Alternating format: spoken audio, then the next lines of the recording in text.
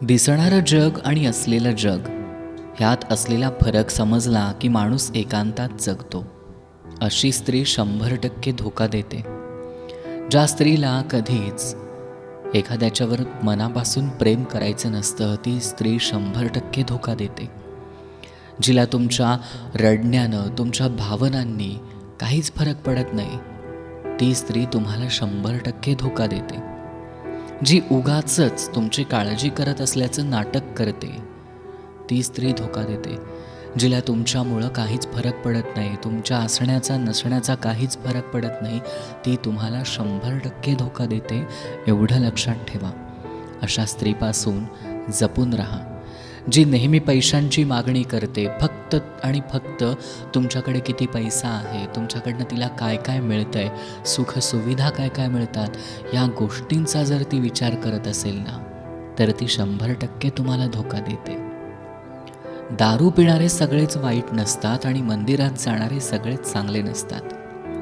मनासारखं जर सगळंच मिळालं असतं तर स्वप्न आणि आयुष्यात फरक कसला राहिला असता.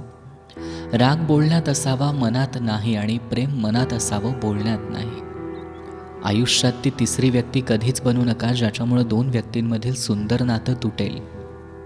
लोक नवीन वर्षात देवाकडं खूप काही मागतात, पण मी देवाकडं फक्त तुलाच मागेन. त्रास तर भरपूर होतो, पण काय करणार, आपण कोणाला जबरदस्तीनं आपलं बनवू शकत नाही. आहे ते स्वीकारायचं, असं असतं आयुष्य. असं सहज नाकारायचं नसतं. चुकीला माफी असावी, पण विश्वासघात करणाऱ्याची आयुष्यात पुन्हा भेट नसावी. सगळ्यांना सगळं मिळत नसतं. परिस्थिती बघून कित्येकांना इच्छा मारून जगणं असतं. कोण करेल माझ्यावर प्रेम, इतका सुंदर मी नाही. मला आवडणारी फक्त ती होती, पण तिला आवडणारा मी नाही. मनाला आवडेल ते मनापासून करायचं. आपलं आयुष्य आपल्या मर्जीनं जगायचं. कुणाकडं कसलीच तक्रार नाही, कारण मला माझ्या हक्काचं कधीच काही भेटलं नाही. रिकाम्या पोटात आई आठवते आणि रिकाम्या खिशाने बाप आठवतो. भरोसा श्वासांवर सुद्धा नसतो आणि आपण लोकांवर ठेवतो. कमीपणा घ्यायला काही हरकत नाही, पण फक्त समोरच्याकडं समजून घेण्याचा मोठेपणा हवा.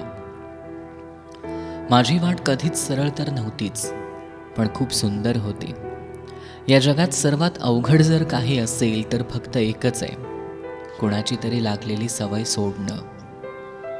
ब्रेकअप झाल्यावर खूप त्रास होतो. कधी मैत्रीमध्ये बोलणं बंद झालंय का? अपूर्ण का असेना, पण मी मिळवलं तर होतं. लिहिणाऱ्याने नशिबात लिहिलं नाही, पण भेटवलं तर होतं.